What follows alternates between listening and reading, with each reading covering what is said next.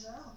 D'abord l'Euro 2016 pour lequel les organisateurs attendent 2 millions de visiteurs en France et puis au mois de juillet le Tour de France.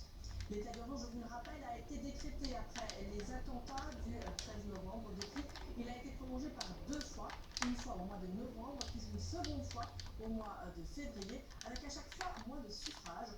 Pour autant, l'adoption de cette troisième prolongation par le Parlement devrait être une formalité. Tout de suite donc, retour à l'audition du ministre de l'Intérieur. Mesdames et messieurs les sénateurs, en raison de la persistance de menaces graves à caractère terroriste susceptibles de frapper l'ensemble du territoire national, le gouvernement soumet à l'examen de votre commission une troisième loi de prorogation de l'état d'urgence pour une durée supplémentaire qui serait limitée à 2 mois. Je la présenterai moi-même, cette loi, demain au Conseil des ministres, avant qu'elle ne soit examinée le 10 mai devant le Sénat, puis si elle est adoptée le 18 mai devant l'Assemblée nationale. Je tiens d'ailleurs à remercier le Sénat, ainsi que votre commission, et tout particulièrement son président Philippe Bas, qui à nouveau a accepté que ce texte soit examiné dans des délais extrêmement brefs.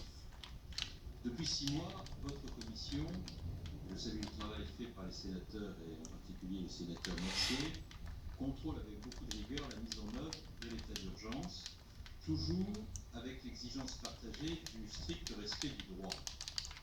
En effet, si tout l'État démocratique peut prévoir un dispositif d'exception afin de faire face à une situation de gravité particulière, il doit bien sûr le faire dans le respect scrupuleux des principes qui le fondent et en prévoyant les garanties permettant de s'assurer qu'il en sera fait un usage strictement nécessaire.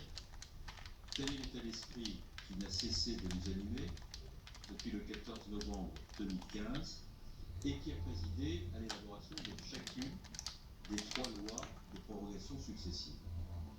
Aujourd'hui, les craintes et les inquiétudes qui s'étaient exprimées ici ou là à ce sujet au cours des derniers mois me semblent avoir été globalement dissipées.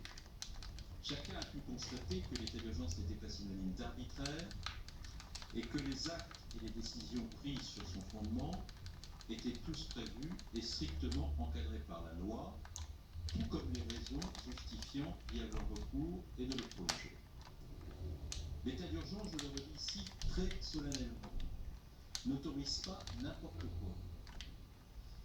Et je le rappelle notamment à l'intention des élus qui ont pu souhaiter que le gouvernement utilise le cadre de l'état d'urgence pour suspendre certains rassemblements urbains ou certaines manifestations. Je veux ici que les choses soient parfaitement claires. Les mesures de police administrative que nous prenons en application de l'état d'urgence présentent un caractère exceptionnel. Elles doivent être strictement proportionnées. Et elles doivent être notamment strictement proportionnées à la nature de la menace et au contexte d'ordre public qui en découle. Je veux rappeler que le Conseil constitutionnel a très clairement rappelé les principes dans sa décision du 19 février dernier. Les mesures prises dans le cadre de l'état d'urgence doivent absolument concilier la prévention des atteintes à l'ordre public avec le respect rigoureux des droits et des libertés, parmi lesquels le droit et la liberté d'expression collective des idées et des opinions. L'État et les forces de l'ordre disposent du reste des moyens juridiques et matériels nécessaires pour réprimer avec la fermeté nécessaire les débordements survenus à l'occasion des récentes manifestations ou en marge du rassemblement Nuit debout, ainsi que pour interpeller systématiquement, et j'insiste sur le systématiquement, les casseurs qui seront coupables de ces agissements qui sont intolérables et que les Français ne supportent pas.